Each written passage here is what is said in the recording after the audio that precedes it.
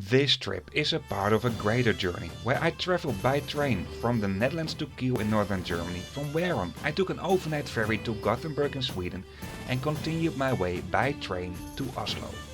I took Norway's fastest train, but also the train that goes on the highest altitude in all of Northern Europe. I traveled by bus and boat towards Flam, from where on I took the famous Flåmsbana. This is the steepest railway in the world that is not using a cogwheel. And of course I also travel with more local trains. This all to show you what it's like to travel on a more sustainable way of transportation and to lower your carbon footprint while traveling. I even took a bus that went on some ferries. And for the last train ride I took a train that called at Norway's most southern railway station. From the town of Kristiansand in the south of Norway I took a ferry back homebound towards the Netherlands. And of course I made trip reports on all of this. You can find those trip reports in the description of this video on YouTube, and if they're not there yet, just stay tuned. I am working for a Dutch railway related travel agency, Treinrondreis.nl, and this video is a part of a field trip. I just want to mention my YouTube channel and my work are not related. This is an independent YouTube channel. Hello and welcome to another trip report.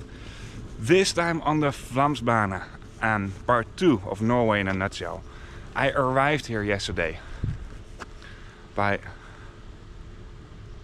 this boat. And today I'll be continuing my way with not this train, but I think rather that train over there. What I will do in this video, I'll show you very briefly the railway station of Flam. Museum is closed. I'm taking this really early. Maybe I can ask for some footage so I can share that with you as well.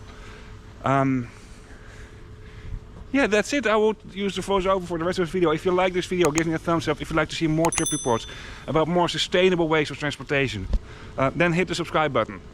But for now, I'll talk way too much. Let's roll the intro.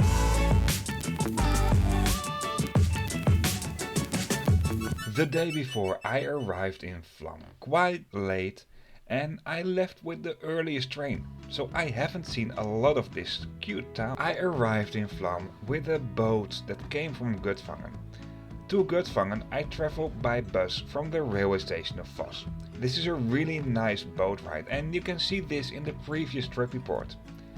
At the moment you arrive by boat, you arrive near the railway station. The town of Flam is really nice and cute, and it's really hard to imagine that this place in the summertime will be overflooded with lots of people who come from cruise vessels that do dock here. Personally, I'm really not in favor of a cruise holiday. I mean, cruise holidays are one of the worst holidays you can have with the highest carbon footprint possible. I mean, we are talking a lot about less flying because it's so polluting for the environment, but a cruise holiday is way worse than going somewhere by plane. In this channel I also cover a lot of ferries, but ferries are a different story.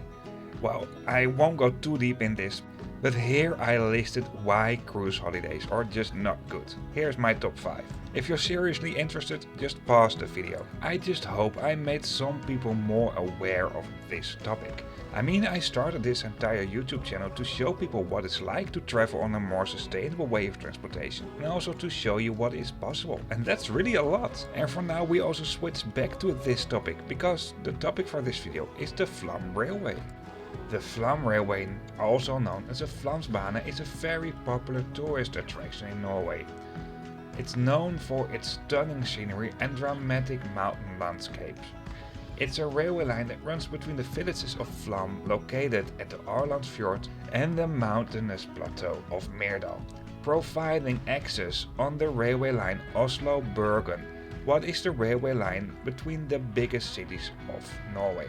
So basically, the Flam railway line is a branch line of the Bergen-Oslo railway line. Right next to the railway station there's this small museum, what's also a souvenir shop.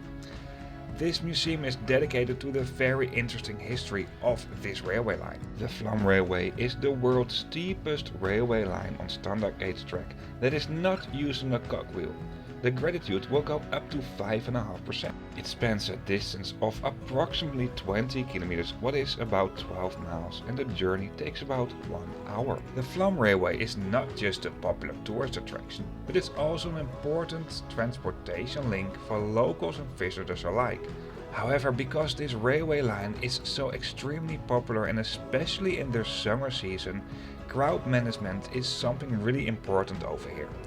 Therefore, you can buy tickets for specific time slots, and especially in the summertime, some specific trains have been already fully booked months ahead. If you're traveling with Eurail or Interrail, like what I did for this journey, you can get a discount of up to 30% for the Flåm Railway.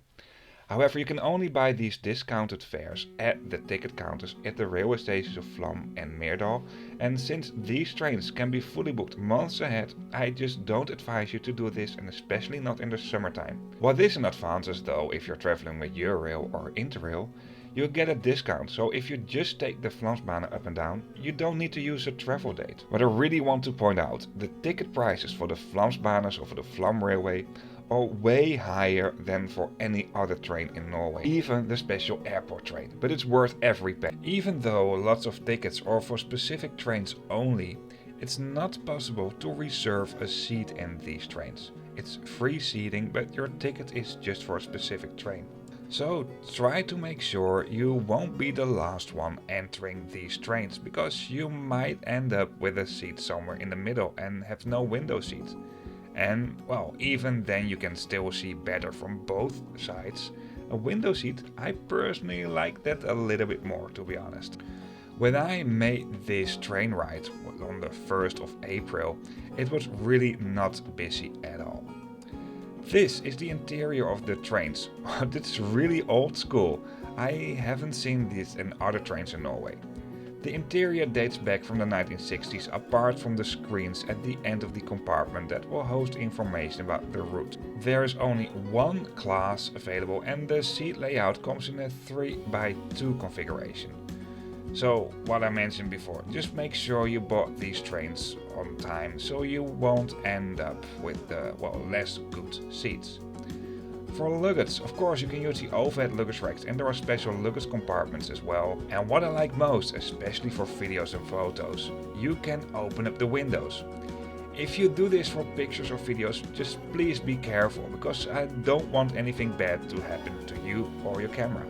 And of course, no train tour is complete without doing a toilet review. And here it is. Yeah, nothing special. The Flåm Railway was completed in 1940 and was initially used as a means of transportation for goods, primarily for the local agriculture and tourism industries. However, it has become a popular tourist attraction, drawing visitors from all over the world who come to experience its scenic beauty and unique engineering. And for the next tiny bit of the video, I'll just show you some views from the train between Flåm and Myrdal.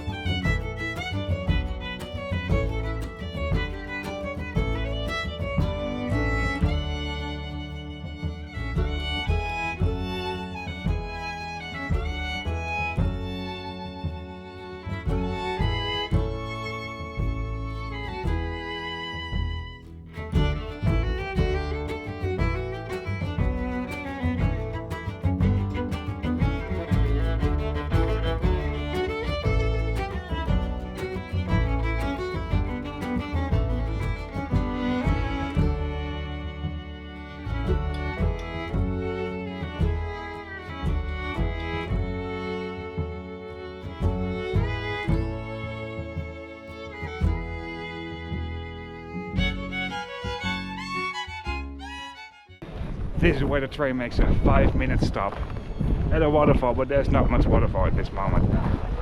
This is such a small station, like the train not even fits at the entire platform. Parts of it do stick out, go into the tunnel. Here's only a locomotive. It's such a beautiful ride, but I bet this is even prettier in the summertime, at least this part. For the rest I don't know. Well, I just get back in the train again.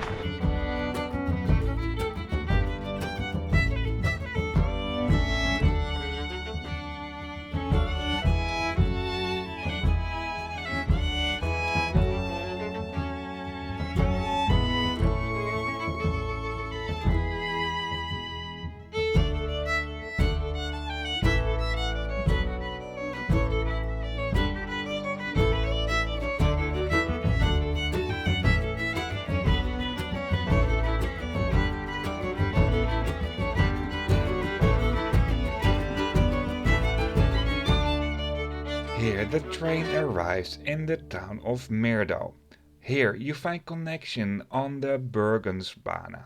This is the railway line between Oslo and Bergen. I do have a video on the long distance trains between Oslo and Bergen, but for this time I continued my way to Bergen with this very local train. I do have a trip report on that as well. That's it, that was a beautiful ride. Right now I'll continue my way with a local train from Myrdal to Bergen.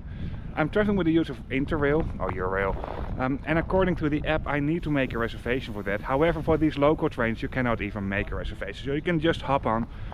This doesn't count for the long distance trains though. What might be confusing is the local trains are mentioned as IC trains. Anyway, I'll tell you more about that in that video. For now, I hope you liked it. If you did so, give me a thumbs up, and if you'd like to see more, just hit the subscribe button. See you on my next video. This channel is mainly focusing on long distance and international train, sometimes ferry and sometimes even bus travel, to show you what it's like to travel on a more sustainable way of transportation. Of course, you can find a lot of trip reports on this channel, but in the description of this video you find a link to a map, and on this map you can find all trip reports. See you on the next video.